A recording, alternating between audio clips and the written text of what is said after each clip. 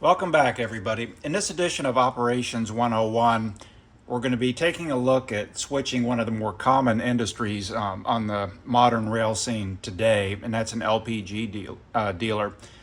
And I'm going to have a little bit of fun because my good buddy Tolga, about 5 years ago, shot some excellent railfan video of the local working the downtown spur and switching this exact industry. And I'm not going to follow it car to car, but what I'm going to try to do is stay pretty close to what was in Tolga's video, which should be a lot of fun. So the train in question is called Y120, and it's just the standard local out of Hialeah Yard that works the downtown spur. The industry is called Sungas, and it's one of the busier industries on the branch. So let's just take a quick scan at it. This is my little operational video aid there. And we're just going to be doing a very basic swapping a load for an empty. See if I can zoom in on them. These exquisite platforms were done by my buddy Brad Trenkamp. They really add a lot to the scene. Those are the gates and fences by Alcom or BLMA. You can see the derail there. The gates do work, though we're not going to be using them today. That wall is photo wallpaper from the actual industry.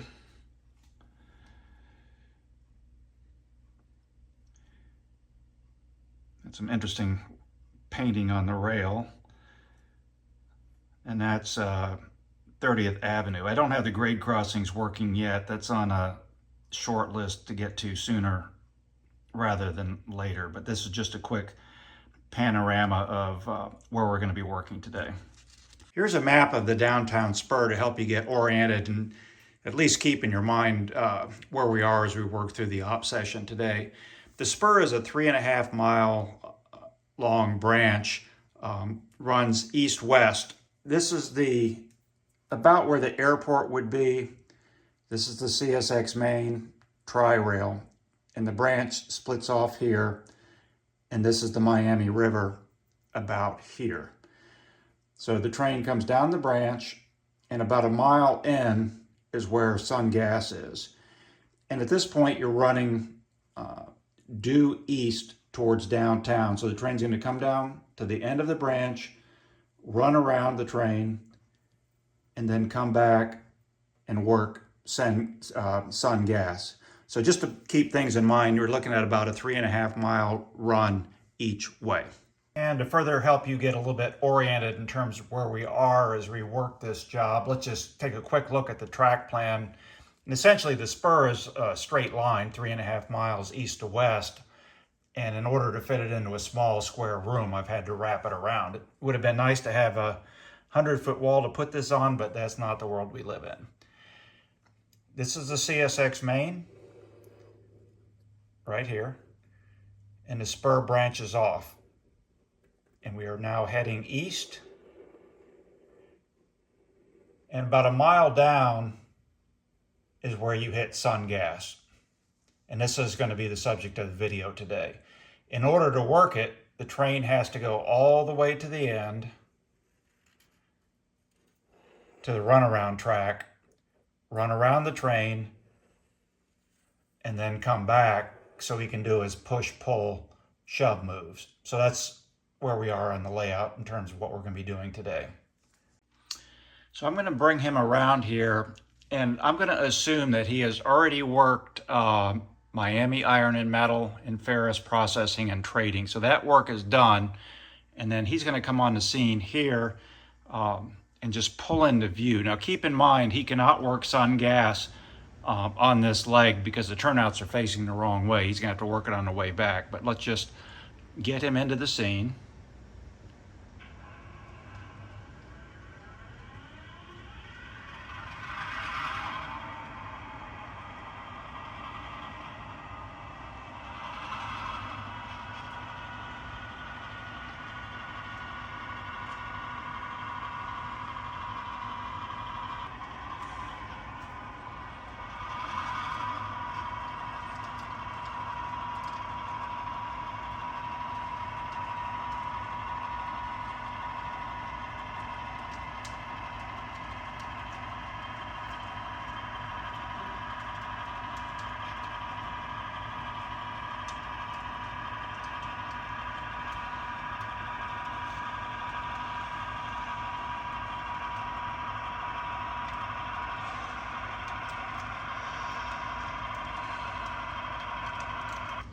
So I'm going to mute him and stop him here because I want to spend a second going over one of the more important points of this segment, and that relates to buffer cars. So obviously Sungas is an LPG dealer, and equally obvious is the fact that that is a hazardous material. Now, we're all familiar with the concept of buffer cars, and I used to think that it was just basically one car between the locomotive and the hazmat. And in talking to the general manager of a short line, that's really only partially true, because as it was explained to me, if train length allows it, you need to have more than one buffer. So if you look at Tolga's video, you will see that's the case, in that in this situation we have 3 cars between the locomotive and the LPG car, which is a load, and that is throughout the entire journey. So they do keep buffer cars and more than one buffer car between the locomotive and the LPG tank car. So that's an interesting operational practice to copy. So with the buffer car situation explained, he needs to run to the other end of the line to get some work done at Trujillo and also to run around the train. So at this point, we're just going to send him on his journey to the east.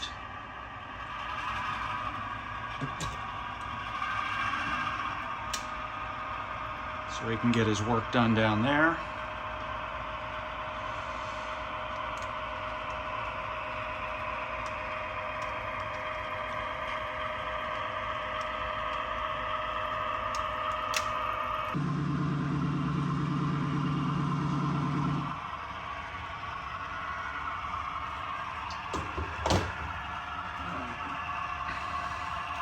Here he is on his way. The downtown spur has a 10 mile per hour speed restriction. I think this is about 10.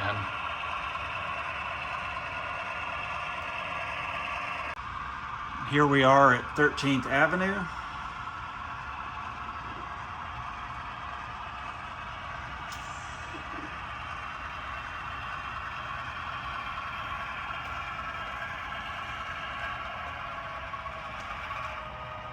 Slow him down a little bit.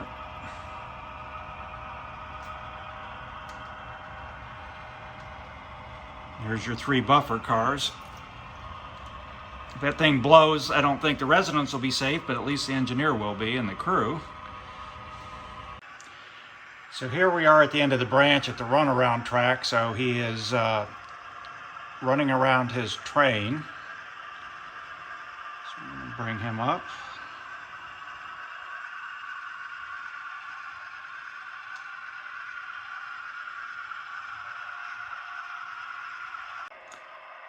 And so with the couple complete, he's going to head back towards the west, and we will work Sungas on the return trip here.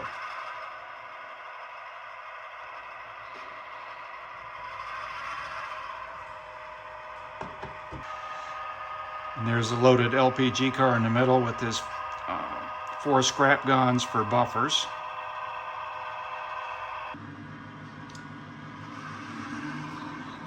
Here he comes. Time to get down and get some work done here.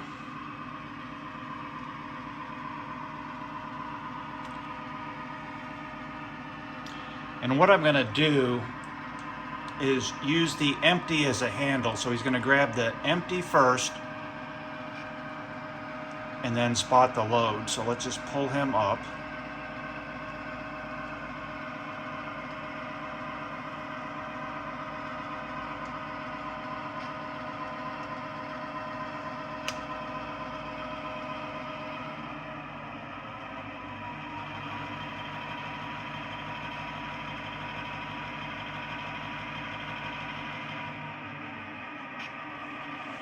And to just take a second about my philosophy on operations, following rules to the point where it becomes excessive is not fun. But for me, at least understanding a little bit about what they actually do and pausing to visualize makes it more fun. I mean, this is supposed to be a hobby, it's supposed to be relaxing. So at this point, what would happen is the conductor needs to get out and uncouple at the point where the scrap gone and the LPG car is. So he's going to need 3-step protection. He's going to uncouple and then pull forward. So let's do that, hopefully.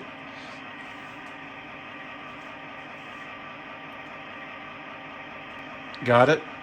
I used to have prototypical shelf couplers on these things, and they were just too prototypical. I mean, it was just impossible to get them on hook, so I just went back to standard couplers.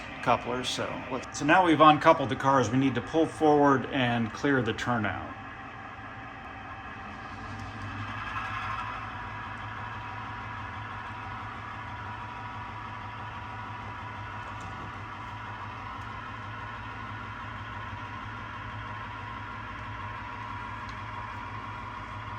So if you watch Tolga's video, you can keep me honest and check me on the speed. I think this is about how fast they were running.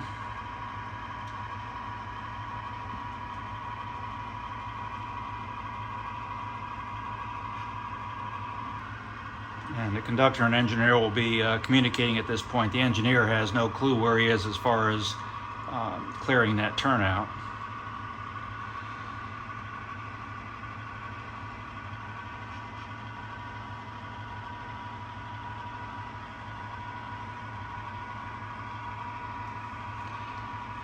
Probably another 20 feet and he's got it.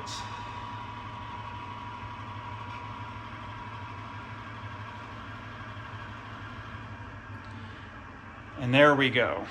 The conductor needs to unlock the switch and throw the turnout. So just take a breath, take a sip or several sips or more than several sips of your beer just to visualize that happening.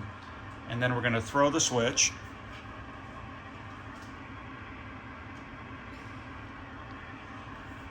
And he is going to back up to get the empty.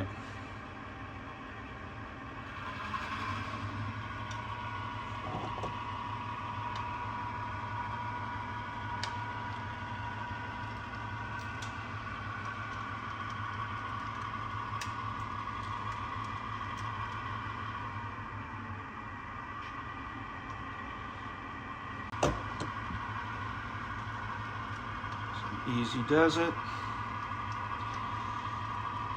And in talking to my railroad friends, they say that he would stop short, probably about half car length, so we're going to do that. Let's see how smoothly I can do this, no promises.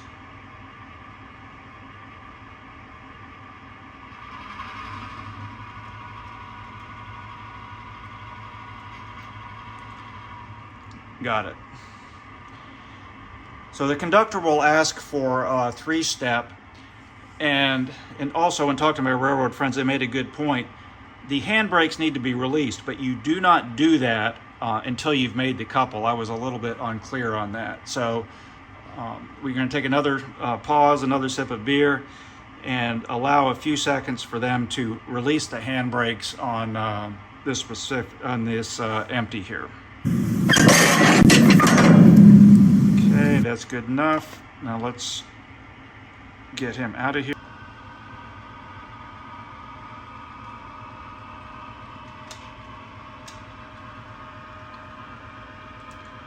So again, the conductor's talking to the engineer, letting him know when he's cleared the switch, which he has now done.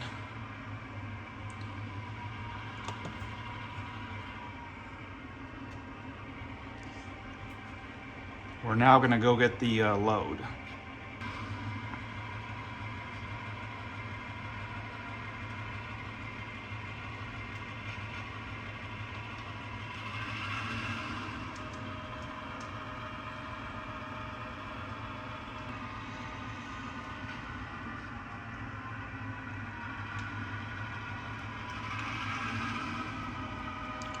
Stop short. Complete stop. I'll pull up and make the couple.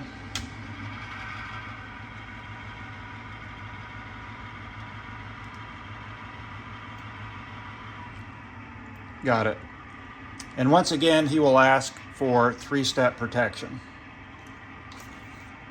And he needs to uncouple the load.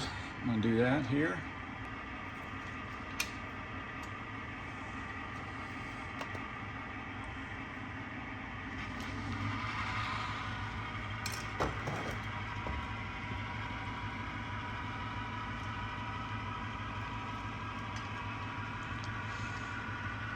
And one of the points of this is that what we're doing is really pretty simple. We're just swapping a load for an empty, but still it's making for a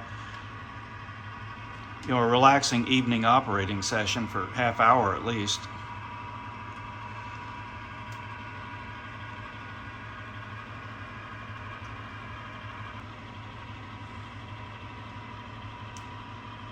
There we go. We've cleared the switch.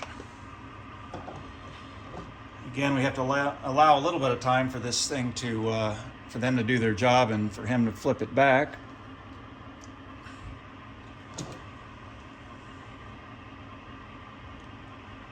Now we're going to spot the load.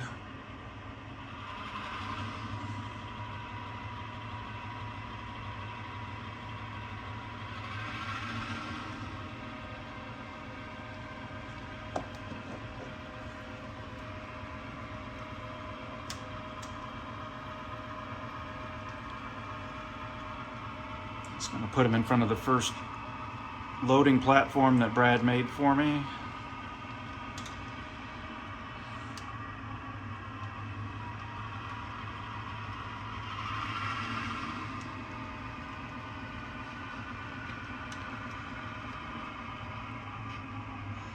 And there we go.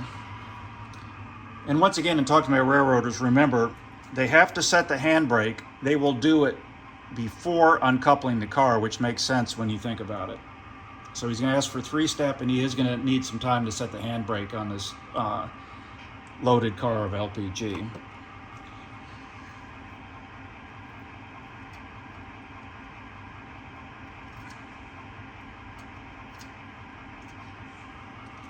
So that's done. We need to go back to our train. We're almost finished.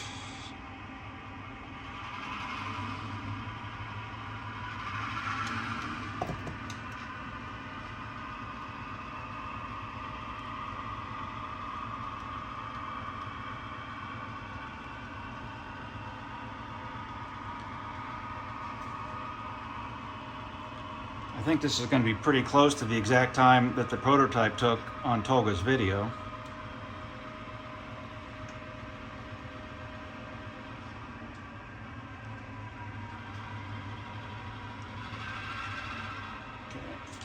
We're going to throw the turnout, and at this point we're done, so he's also going to lock it.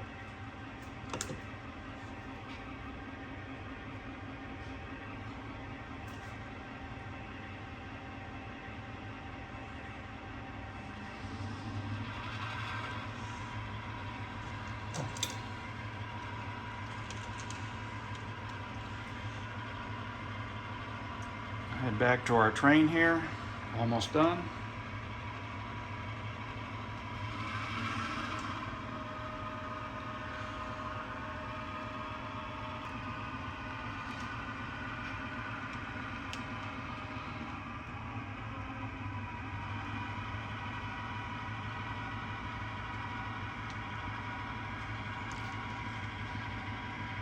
Stop about half car length short.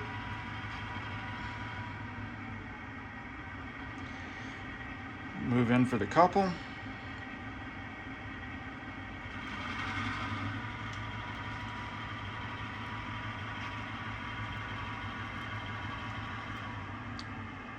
Got it. We asked for 3-step, more beer time. And now we're ready to head back to the yard.